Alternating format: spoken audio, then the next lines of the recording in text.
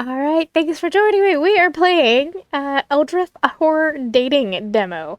I know, not my normal thing that I play, but it caught my attention and I thought, well, let's do it.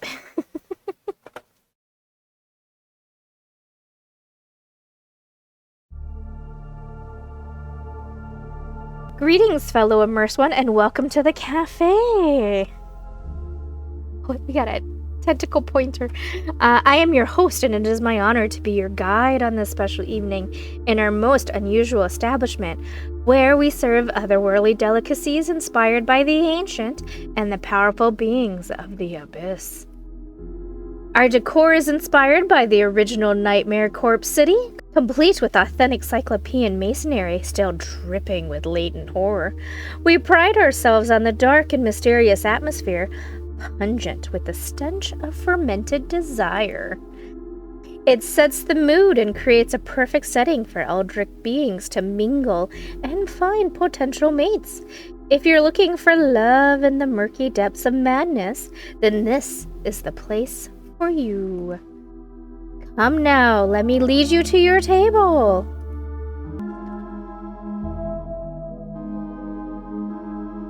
Ah, yes, I see it here in the ledger.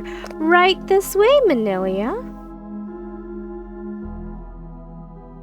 Here we are, a nice candlelit table with a 5-star-fish view of the abyss. 1 candle for love and 1 for madness. You might want to keep an eye on those during the evening. Okay, Manilia, let's get to know you a little better, and I'll match you up with someone or something special. At the front of the menu are a few simple questions about your personality. The results will help pair you and your best Eldritch match. This will only take a moment. First question. Would you rather join the ranks of the deep ones and live underwater forever, or become a great old one and rule the world with an iron tentacle? I don't know. Become a great old one. Ambition, overconfidence, hubris, all great qualities in a leader. You would command the rise and fall of civilizations and watch as the puny humans scurry about like sand fleas, unaware of the true nature of reality. Next question. Would you rather watch your loved ones be devoured by an unspeakable horror before you are also devoured, or have to devour them yourself to survive? Devour them myself. Your total lack of empathy is inspiring, not to mention your appetite, but don't bite off more than you can chew. Last question. Would you rather be slowly driven insane by the constant whispering of a dark ancient forces beyond human comprehension, or be physically dismembered by those same invisible forces?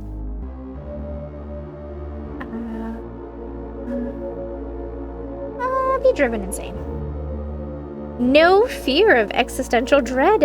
Impressive! Though your answer might change after the first centuries of shambling around in a state of eternal madness. Very good. That should be enough to narrow it down to a few lovely contenders here tonight. One of these could be the perfect date for you. But in this demo, there is only one to choose from. So that should help you narrow it down a bit. In the full game, there will be even more. Lily is a deep one from the abyss who is looking for a meaningful romance. Luck is on your side tonight. You don't often find such beauty with the personality to match. I choose Lily. Oh, look at them big green eyes. Nice to meet you. I'm gonna slaughter this. I'm so sorry. Nice to meet you. My name is Lily Yagagoth. I don't usually go on blind faith dates, Melilia. Thank you for meeting me here on such short notice. I wouldn't miss it for the cosmos. Aw, that's so sweet.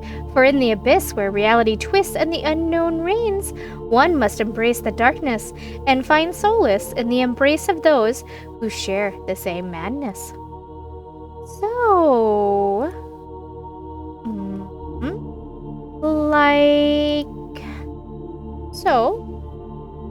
we've arrived at the classic awkward silence. Perhaps we need an icebreaker. Quite right. Have you had a chance to look at the drink menu yet? They have a few of my favorites, although they may be a little pricey. Not so expensive that it costs an arm or a tentacle, but rather a cost you may not fully fathom until it's too late. Don't you just love the unknown? I adore it. Okay, why don't you choose the drinks? Your choice will reveal quite a bit about where our evening together is headed. It actually doesn't tell me. So we're gonna say Dagon Stream. Great choice. They say Dagon's dream is made from the congealed fantasies of the great old one himself. His thoughts have been floating in the cosmic ocean for eons, and if they are distilled and foamed properly, you get a creamy sweet treat. Some people say it makes them feel calm and relaxed. Others say it makes them feel nostalgic. And some say it makes them feel connected to something greater than themselves. How do you like it?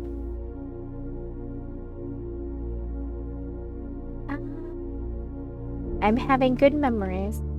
That's always nice. If you relax into it long enough, you may even remember your evolution through past lives as a fish, knowing nothing but primal fear and hunger. It's a great feeling. But if all goes well, you may yet turn back into an aquatic creature. We'll see. Okay, so now that we've had a chance to get to know each other a little, I feel like we can be a bit more open, right? You can share your darkest secrets with me. Great! I love talking about myself. My idea of the perfect romantic evening starts with a long moonlit stroll on the beach when the lunar phase is just right. Go on. Holding each other's tentacles as assorted sea creatures wash up in the foamy green surf, dead from the acrid toxic algae bloom. And slithering into a fetid swampy marsh where we can wrap ourselves around a decrepit non-Euclidean monolith while chanting ancient passages to summon the great old ones.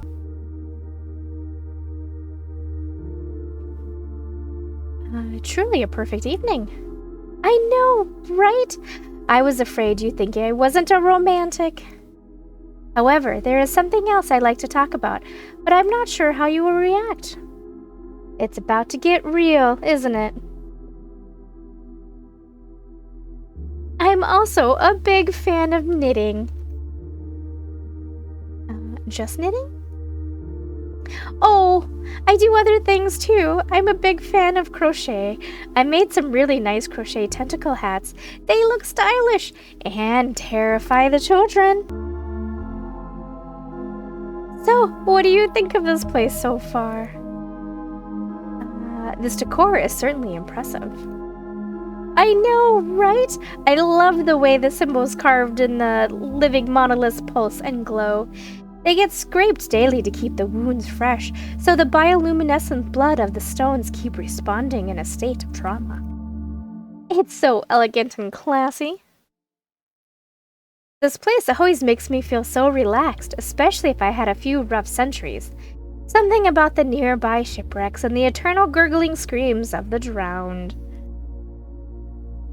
It just puts my mind at ease. But I suppose I've always been charmed by the ocean and the frigid terror of its mysteries. There's quite a bit of lore about it in the ancient texts, Lots of details about some particularly unusual creatures down there.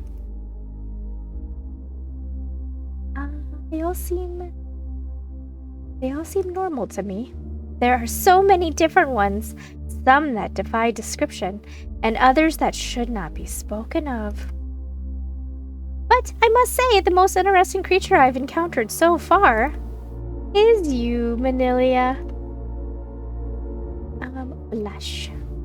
There's the awkward silence again.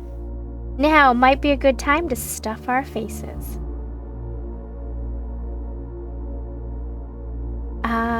Why don't you choose the appetizer? Let's do Love Me Tendril. Love Me Tendril is a small pinkish-white worm-like creature that's served half-cooked and wriggling on a small plate, still alive and trying to escape. It's a bit of an enigma, wreathing and undulating in a way that is both alluring and unsettling. The slimy mucus coating drips and pools on the plate, and it smells faintly of dead roses decaying in a fetid puddle. You should prepare for the powerful emotions this kind of intoxicating aroma can evoke.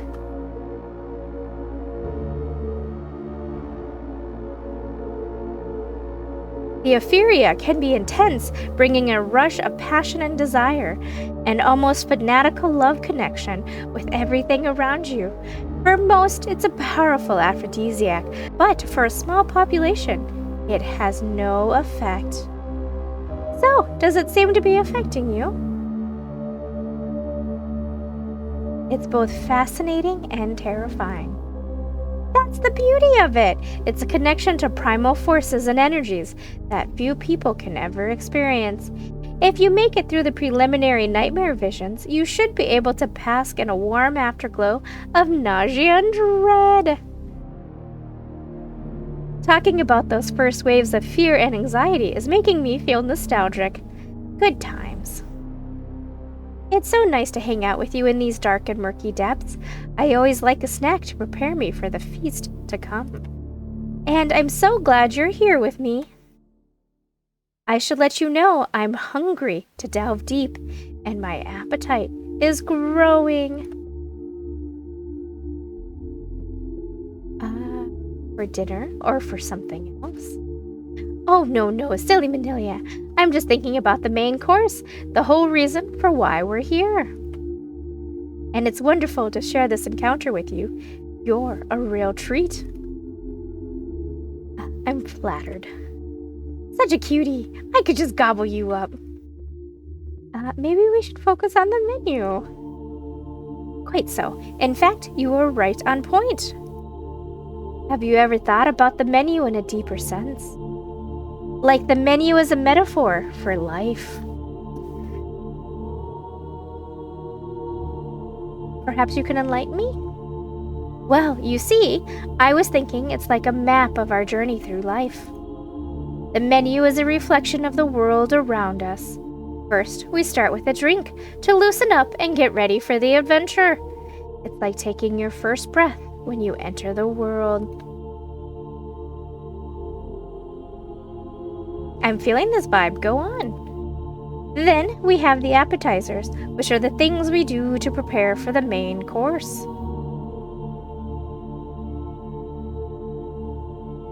And, of course, the main course is the whole purpose of our life. As we've been searching for meaning, we've been preparing for what we want our life to be. All our hopes and aspirations, our dreams and desires, our fears and anxieties. All the shock and horror we longed for, and the living terror we hoped it could someday be. It's the main event.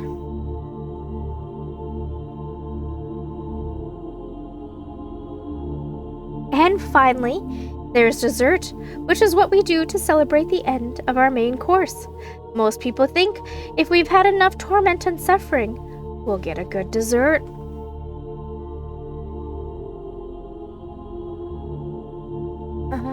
It's a comforting thought. Oh, there's more.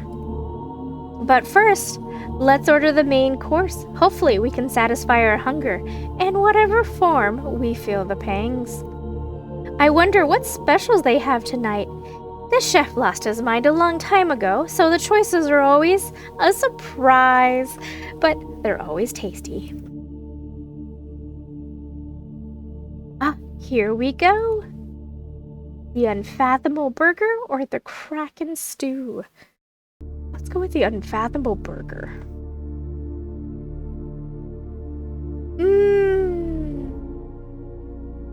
The Unfathomable Burger confounds the adventurous palate with the exhilaration and uncertainty of falling in love for the first time.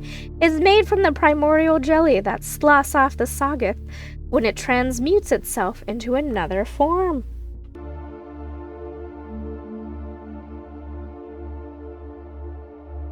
The congealed discharge is mashed together to form a patty which continuously attempts to reform tendrils. They lash out from between two buns covered with a caked-up slime scraped from an ancient cyclopean monoliths.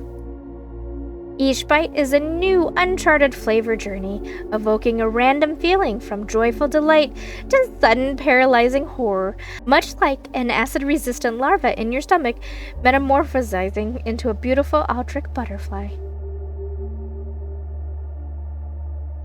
Go on, take a bite. What do you think? The tendrils are dancing with my tongue. The tango of the tentacles is really a dance of the mind. That tangy, briny sensation is the only primitive way you can sense it at the moment, but it's reminiscent of the essence of life beyond the veil of your mortal existence. Now, what were we talking about? The metaphysics of the menu. Ah, yes, I remember. As an ancient dweller of the abyss, I've seen so many people come and go on the endless cycle. They graze on the appetizers, nibble mindlessly at the main course for a bit. And when it's too late to find any meaning for their lives, focus all thought to gorging on dessert. And then they die. So many don't even consider what they want their main course to be. They just pick something, or someone picks it for them. More often than not, they choke on the meal of life, seasoned to taste with their own fear and regret. And then they die. I love a good lighthearted conversation. Just wait, I'm getting to something. Haven't you been wondering how much deeper it all really goes? What if...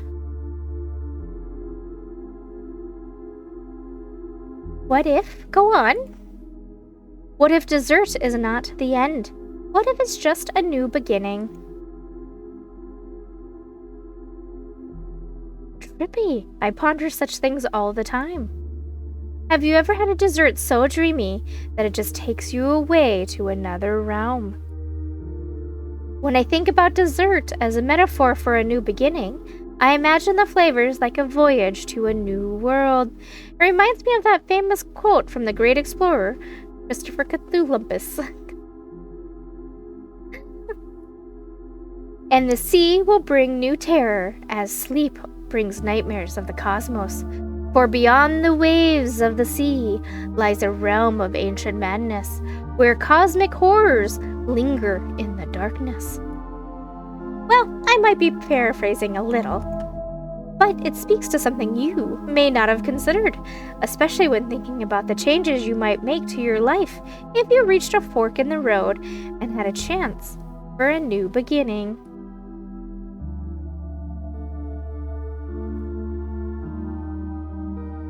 What it is? What if choice is just an illusion and everything has already been decided? Whoa, deja vu. Whether or not you accept it, what if this has all played out before? And it will play out again and again and again. Quantum immortality, I get it. These choices you think you've been making, what if they've all been pre-written for you? And you're just going down a predetermined path like a puppet on a string. I'm not a puppet. My choice is my own. The irony is so delicious. Reminds me of another inspiring quote. This one from the great old bard, Will.I.am Shakespeare. All the universe is but a plaything for the malevolent beings beyond space and time, and we are but hapless, insignificant pawns in the grasp of Eldritch deities and their incomprehensible game.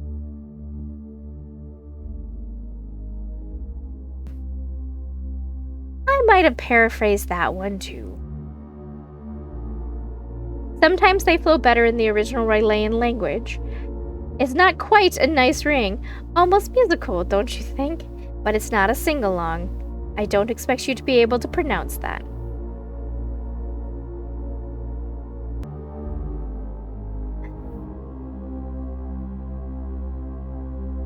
I'm not even gonna try. Whoa, stop, what are you doing? You should never say those words out loud unless you intentionally want to summon and then make yourself a target for the unspeakable. I should probably teach you the ward of protection to shield yourself from what you may have just awoken. It's a simple chant, but it's very effective.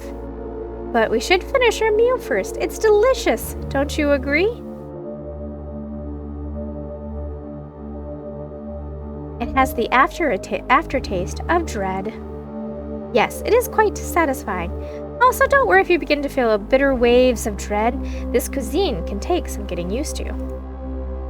Your mind may begin to play tricks on you, but it's best not to acknowledge any feelings of despair or paranoia.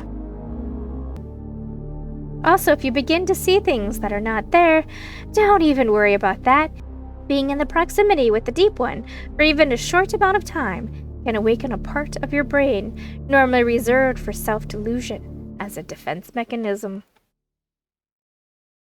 Either that, or you may feel a strange sense of connection to the abyss. I feel a strange sense of connection to the abyss. That's good. It's important to repress your feelings and lie to yourself. Just remember that the abyss is a place of mystery and wonder, and that I am not here to guide you through it. I'm here to harm you. What? I was saying I'm here to guide you through it. I'm not here to harm you. I just want to share a little bit of my world with you. Show you the true horrors that lie beyond the veil of your mundane existence. Aw, that's so sweet. You have to see the truth, no matter how terrifying it may be. But there are ways to prepare yourself. Trust me, it'll be worth it in the end. Like the ward, can you teach it to me? Indeed, for the universe is not as it seems. There are things beyond your wildest nightmares, lurking in the shadows, waiting to be unleashed. But your eyes won't allow you to see the truth. Only your inner vision can know the horrors that exist beyond your limited perception. You see, the universe is vast and unknowable, full of ancient and terrible secrets. There are beings beyond your comprehension, creatures that existed for eons, waiting for their time to rise again. I'm ready to learn that ward now. Yes, of course, it's very important, because there are places, dark and eldritch places, where the very fabric of reality is twisted and corrupted. Vast cyclopean cities lie beneath the waves where non-echelon geometry reigns supreme, and the surging tides pull and stretch this earthbound notion of reality. There are voids between the stars, where unspeakable things lurk and plot their return to the universe, the elder gods sleeping for a millennia, waiting for the time when they will rise again and consume all of humanity. Consume? Coexist? Did I say consume? Sorry, I meant to say coexist. Through our caring and devotion, we can once again summon the things that have survived since the dawn of time. waiting for their chance to rise again. I long for the icy waves of Hyperborea where the shoggoths roam free. About that ward. Of course, you will definitely need it if we travel to the steaming jungles of the Plateau of Lang, where the fungal may go from the Yoggoth plot and scheme. The endless caverns of the Dreamlands where the ghouls feast on the flesh of the dead. I can teach you the words we use to praise the great old ones, ancient deities that slumber beneath the waves, waiting for the stars to align so they may rise again. The outer gods, cosmic entities that exist beyond the veil of reality, and the younglings of the Shub-Shuggoth, those monstrous offspring that lurk in the forest, waiting to be summoned by the All-Mother. Ward, please? You are so right. Before I say any more, let me prepare you with the ward, and in order for you to survive the horrors that await, I must teach you our esoteric ways. I will now reveal the most important thing for you to know in order to survive your transition into the next dimension of existence. You have to remember this, or else your soul will surely be cast away into the endless void, forever falling and lost in the abyss of unknowable horror. Are you ready? I'm ready. Above all else, you must remember. Oh wait, the dessert menu is ready now. I'm eager to see what's on it. The most delicious and maybe even the most important part of the meal. It flavors tease the suspense of what to come. Will it be a sweet sugary treat? Or something bitter lurking in the core that foreshadows a sour ending to our encounter? Wait, what was I saying before? I lost track of my thought. You were about to tell me? Oh, well, it probably wasn't important anyway. Let's see what we have for dessert. What flavor shall we savor? See, the all-seeing pie. Whoa, bold choice. With its dozens of eyes, the all-seeing pie can look into your soul, laying bare everything from your past that you've tried to hide in your Jungian shadow. With each bite, the taste of this humble pie becomes more intense as you are forced to see yourself like a mirror from its eyes, where there is no escape from your own unrelenting self-judgment. Some people can't handle owning their past and will slowly lose their grip on reality until they are completely consumed by guilt. Others will find the experience liberating as they are able to finally come to terms with their past and move on. What sort of effect is it having on you? I think I'd like another slice. You're a brave soul, aren't you? I can see that your grip on reality is already crumbling, and yet there you are, ready to take a high dive and plunge into the murkiest depths of the Leviathan hole, from which few ever climb back out. I admire that. Well, that was delicious. I'm almost bursting at the gills, but I still have room for one final morsel. Why are you looking at me like that? Because I'm hungry for more than just food. If you've had a choice between giving me your heart or giving me your soul, which would you choose? My heart. I'm afraid I'm not interested in your heart. I want your soul. Someone help! Psych! If only you could see your face right now. Simply adorable. I really could just eat you up. But really, I was just messing with you. It didn't matter what you choose. I will always going to say I wanted the opposite, just to see your reaction. You've been such a good sport, and I think you deserve a reward for your torment. Perhaps eternal life? Yes, that sounds like a good reward for such a good sport.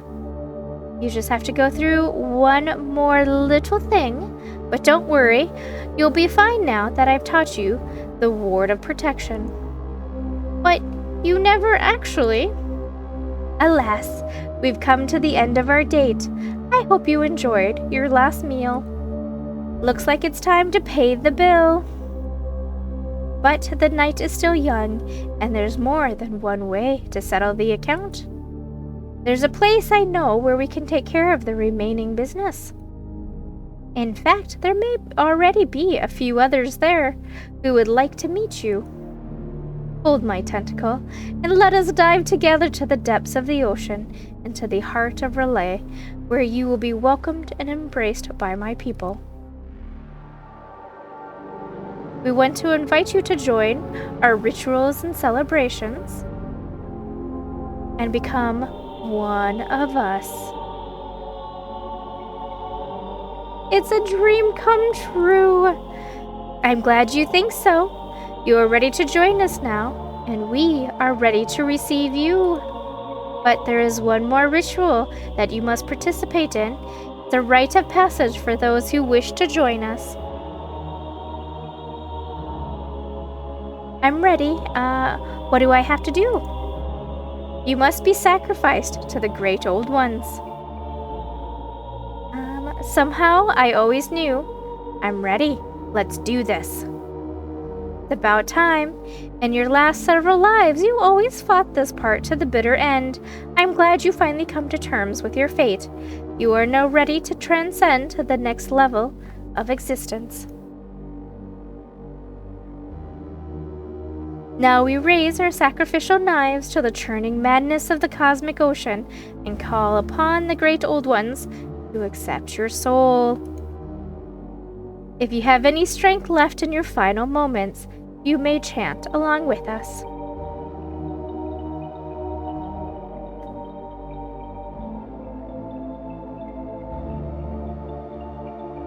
We are chanting Cthulhu.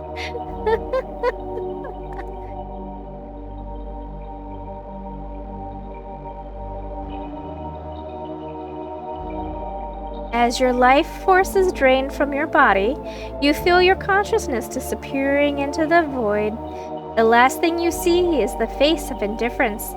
Then it all goes dark, and there is nothing but eternal, incomprehensible emptiness. You have become one with the end.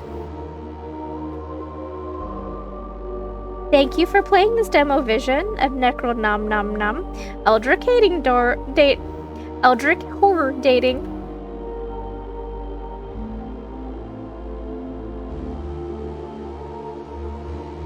The demo is limited in choices, story branches, and endings compared to the full game. It's just a taste of what's to come.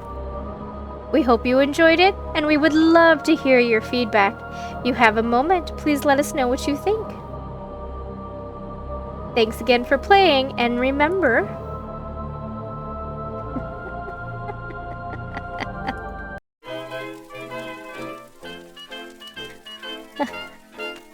Alright, thank you guys for keeping me company. I will be back soon with something else.